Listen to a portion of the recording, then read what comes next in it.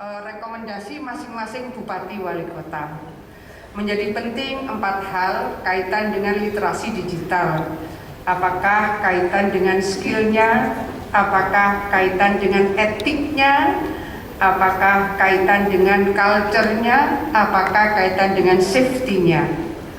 4 item ini: digital skill, digital culture, digital ethics, dan digital safety. Saya pernah mendiskusikan soal digital ethics pada tim yang menyiapkan kurikulum di Kementerian Kominfo pada puasa yang lalu. Saya menyampaikan bagaimana standar digital ethics.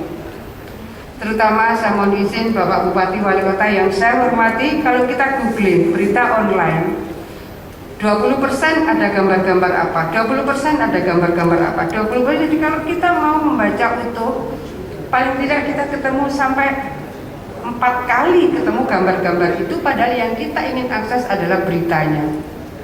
Ini gambar-gambar yang kita kemarin bilang, wah ini area-area yang tidak sepantasnya dikonsumsi oleh anak-anak kita. Anak-anak itu tidak berarti anak biologis loh. Anak-anak kita itu anak-anak bangsa, anak-anak Jawa Timur, anak-anak yang ada di kabupaten kota di mana kita mendapatkan mandat. Itu dari 4 kerangka digital: digital skill, digital culture, digital ethics, dan digital safety. Penggunaannya ada digital society, hati-hati digital society. Untuk kita ada digital government, dan untuk pelaku usaha ada digital economy. Ada 3 breakdown: digital society, digital economy, digital government. Pengerangkaannya seperti itu. Setelah digital skill, elemen mana saja yang harus di skilling up. Tadi digital ethics saya menyampaikan ini dan mendiskusikan juga dengan Profesor Muhammad Nuh, Ketua Dewan Pers. Prof, gimana kalau saya membaca berita ini mesti dipotong ada gambar-gambar begini, kepotong lagi gambar-gambar begini, dan seterusnya. Jadi saya mendiskusikannya lumayan agak mendalam. Kebetulan yang bagian merumuskan kurikulum itu salah satunya Pak Bupati Malang, anak Malang perempuan. Dan saya menyampaikan kepada anak muda ini, si Mbak ini, ayo Mbak di breakdown lagi. Digital skill ini gampang mungkin kita mentransformasikan secara masif. Digital culture hari ini pada saat pandemi COVID hampir 2 tahun, sebetulnya culture secara transformasi digital itu sudah berjalan sangat masif. Bahkan untuk keuangan inklusi, target nasional 2024 itu 90%. Jawa Timur ini 2021 sudah 92%. Kita jauh di atas rata-rata nasional. Artinya proses skilling up itu terjadi dalam proses transformasi digital. Jadi kalau digital skill, digital culture, digital ethics ini yang susah.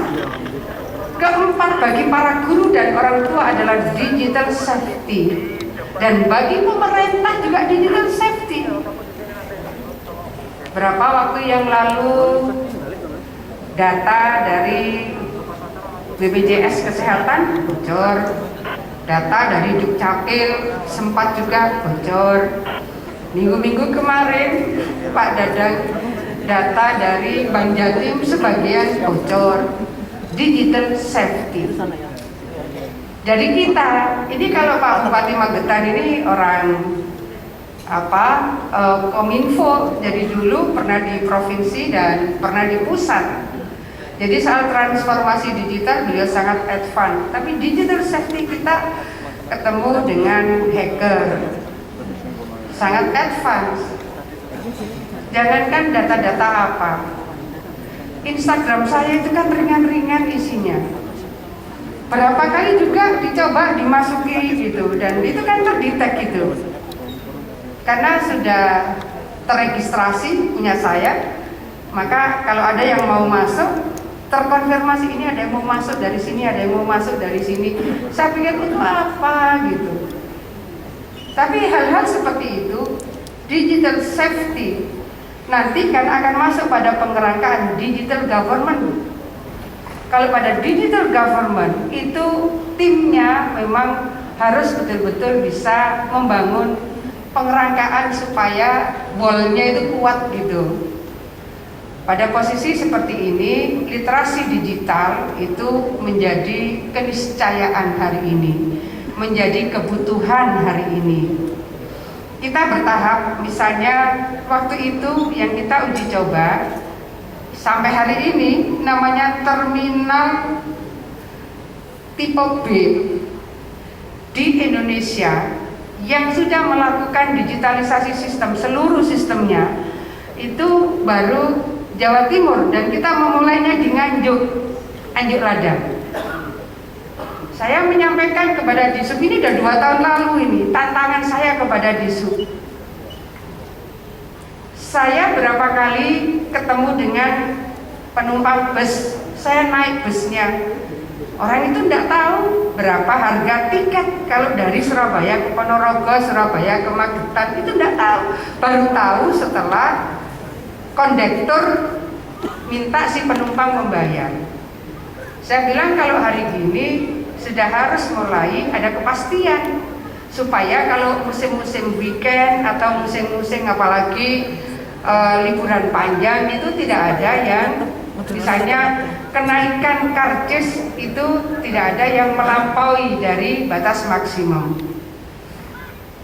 Kalau kita ke luar negeri, paling dekatlah Australia, kita bisa janjian, kita akan naik bis nomor sekian, jam sekian, karena di halte itu sudah ada jam-jamnya.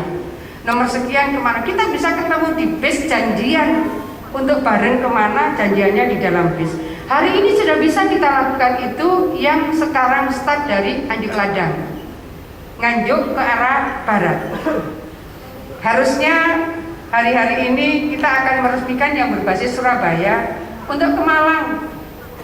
Yang dari Surabaya ke Malang, saya bilang mosok Surabaya Malang wae kok susah. Tapi memang begitu, ada proses yang memang harus semuanya harus sepakat gitu. Ini ekosistem.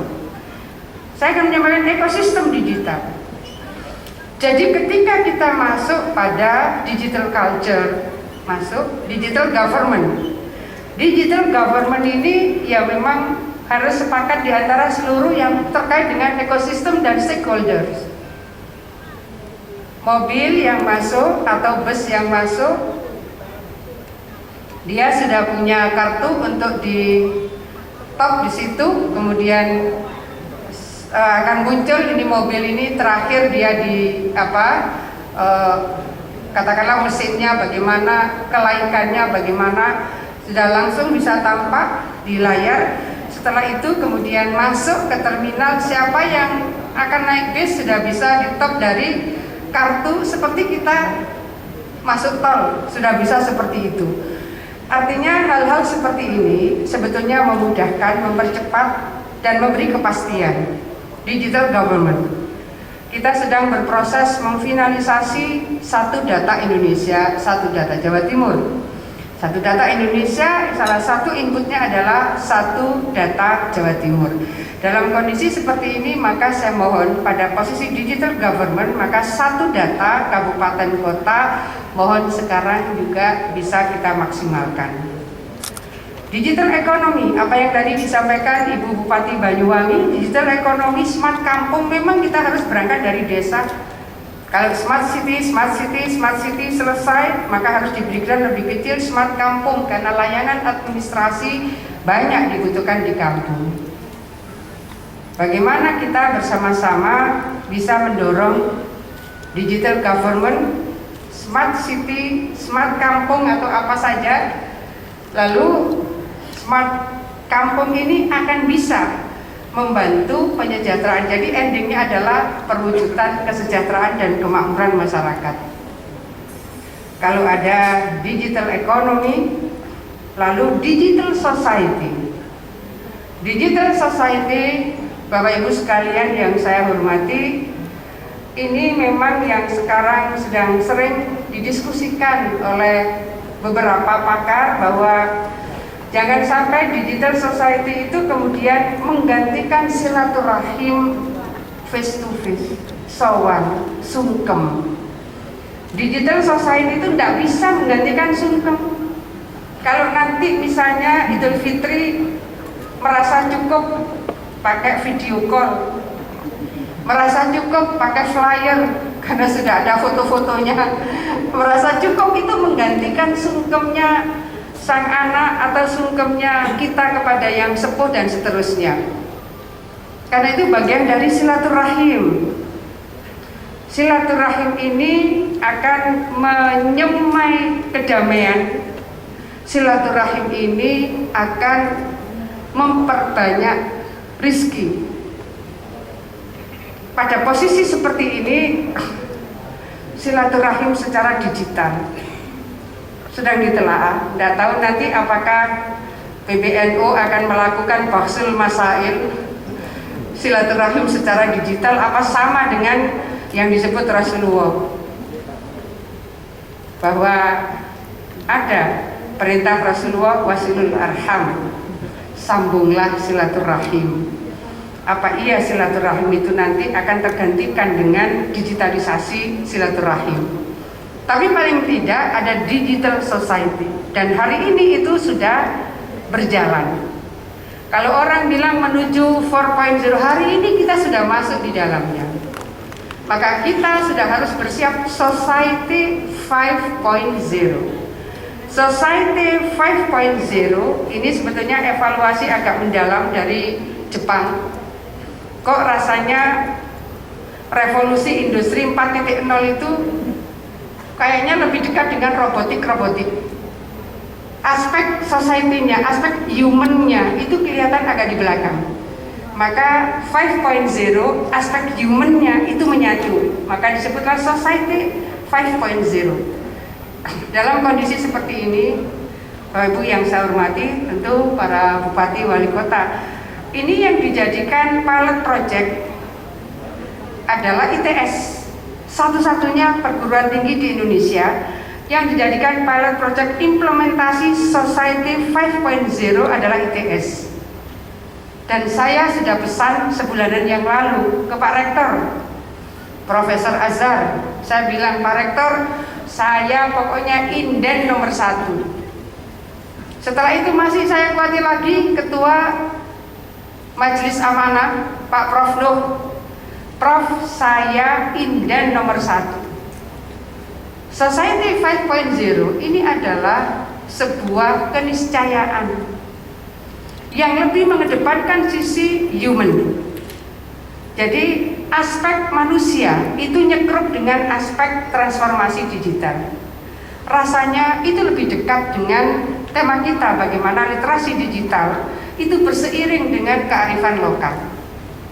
Transformasi digital yang berseiring dengan kearifan lokal ini membutuhkan, saya menyampaikan terima kasih budayawan-budayawan, filosof-filosof yang akan memberikan nilai, mengintroduksi nilai-nilai kearifan lokal di dalam sistem digital. Jadi jangan semuanya diserahkan mesin, jangan semuanya diserahkan teknologi. Teknologi tergantung kepada manusianya. Bapak Ibu yang saya hormati, terutama Bupati Wali Kota, Pemprov ini serius sekali ngurus ini. Maka kemudian Pemprov BPSDM, Pak Aris ada nggak di sini? Pak Aris Kepala BPSDM, saya minta ayo MOU dengan Markplus, ayo MOU dengan Rumah Perubahan, yang kemudian kita bisa membedakan antara human dan teknologi. Manusia itu ada rasa, ada sensing. Itu bedanya antara human dengan teknologi. Mungkin kalau boleh saya usul, ketemu tim mana yang akan diutus oleh para bupati wali kota. Kita sudah menguji coba, sudah MOU, sudah menguji coba. Bahkan saya pernah secara khusus presentasi ini di depan Majelis Amanah ITS. Saya bilang, ini loh pendekatan yang saya ingin, bahwa jangan kita itu digerakkan teknologi. Teknologi itu ya kita yang menggerakkan. Robot itu kita yang menggerakkan. Karena di dalam robot tidak ada rasa, tidak ada. Manusia ada rasa, ada sensing di situ. ada thinking di situ. Itu sisi kemanusiaan. Dan secara saintifik ini sesuatu yang proven. Jadi saya tuh membahas ini tuh agak dalam. Bagaimana sisi human dan bagaimana sisi robotik. Kalau human ini menggerakkan robot, maka ada sisi di mana humanisme itu tetap hadir di dalam teknologi. Itu yang mungkin kita coba keberseiringan bagaimana sebetulnya menempatkan kearifan lokal pada literasi digital. Jadi dari semua yang tadi saya sampaikan, kalau mungkin ada bagian dari kita semua yang ingin mendapatkan lebih detail bagaimana sesungguhnya aspek human dan aspek robotik atau teknologi itu berseiring. Kita sudah membahas lebih dari setahun yang lalu barangkali. Waktu itu kita di mana itu Pak? Di Golden Tulip di Batu. Kita membahas dengan seluruh OPD yang sedang tidak ngechat. Nah, kalau ini narasumbernya ceramah terus ini chatting, ya ilmunya jadi nggak masuk. Tapi bagi kita dalam sekali. Dan itu kita ingin bahwa teknologi yang kita gunakan adalah teknologi yang berkearifan lokal. Sisi human harus ada di dalamnya. Secara saintifik ini adalah sesuatu yang sudah proven. Oleh karena itu Bapak Ibu sekalian, dalam proses kita memperingati Hari Keaksaraan Internasional, maka literasi digital adalah sebuah keniscayaan. Ini masuk pada financial inclusion misalnya, ada financial technology misalnya, kita bisa melihat fintech hari ini, termasuk di dalamnya kemudian ada pinjol, termasuk di dalamnya adalah pinjol ilegal dan seterusnya. Bagaimana sesungguhnya digital economy masuk dalam financial technology dan seterusnya. Ini menjadi tugas kita untuk saling membangun keberserasian, keberseiringan antara teknologi dan sisi human. Itulah tugas kita. Karena kalau literasi digital kita serahkan pada teknologi, tadi nggak ada rasa, nggak ada sensing di situ. Format-format yang kita harapkan untuk bisa terus kita tumbuh kembangkan pada Hari Aksara Internasional, tentu kalau dulu calistung Ibu Bupati, calistung membaca, menulis, berhitung. Hari ini yang kita hitung banyak hal, kalkulasi global warming bagaimana, pembangunan yang inklusif bagaimana. Ini hitung-hitungannya Pak Dadang ini. Jadi bukan hanya pembangunan menghitung pertumbuhan ekonominya, menghitung inflasinya, tapi juga bagaimana membangun pertumbuhan yang inklusif. Bagaimana pertumbuhan ekonomi yang menghitung sustainability-nya. Jadi pada posisi seperti inilah pemaknaan Hari Aksara Internasional menjadi sangat luas. Saya rasa kita semua punya kemampuan untuk bisa melakukan langkah-langkah yang lebih strategis untuk membangun literasi di sangat banyak hal. Bapak Ibu sekalian, terima kasih atas seluruh support para Bupati Wali Kota, luar biasa. Matur nuwun sangat bagaimana bisa diberikan di masing-masing daerah. Mudah-mudahan semua memberikan manfaat barokah bagi kita semua. Dan atas nama kita semua, maka Hari Aksara Internasional dengan proses pameran sampai besok, saya mohon kita semua menjadi bagian dari yang memperkuatkan format ini. Mari dengan baca basmalah, Bismillahirrahmanirrahim, Hari Aksara Internasional ini kita buka. Mudah-mudahan manfaat barokah. Assalamualaikum warahmatullahi wabarakatuh. Pameran dan mohon berkenan untuk mendampingi Bupati Banyuwangi, Asisten Pemerintahan dan Kesejahteraan Rakyat, PLT Kepala Biro Kesejahteraan Rakyat Setda Provinsi Jawa Timur. Bapak Ibu hadirin, kita akan saksikan Ibu Gubernur nantinya akan meletakkan tangan di atas layar sebagai tanda pembukaan pameran keaksaraan dan literasi terkait inovasi Kabupaten Kota se-Jawa Timur tahun 2021.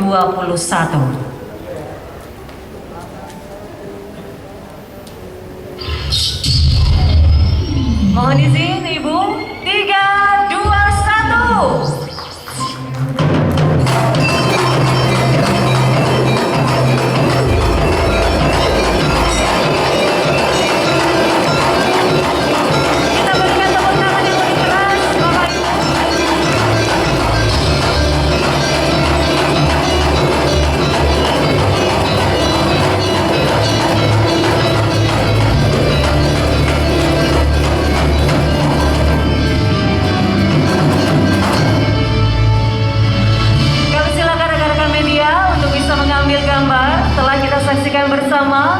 Pembukaan pameran keaksaraan dan literasi terkait inovasi Kabupaten Kota se-Jawa Timur oleh Gubernur Jawa Timur. Terima kasih, Ibu Gubernur berkenan untuk dapat kembali ke tempat, beserta dengan Bupati Banyuwangi, Asisten Sekda, dan PLT Kepala Biro Kesra.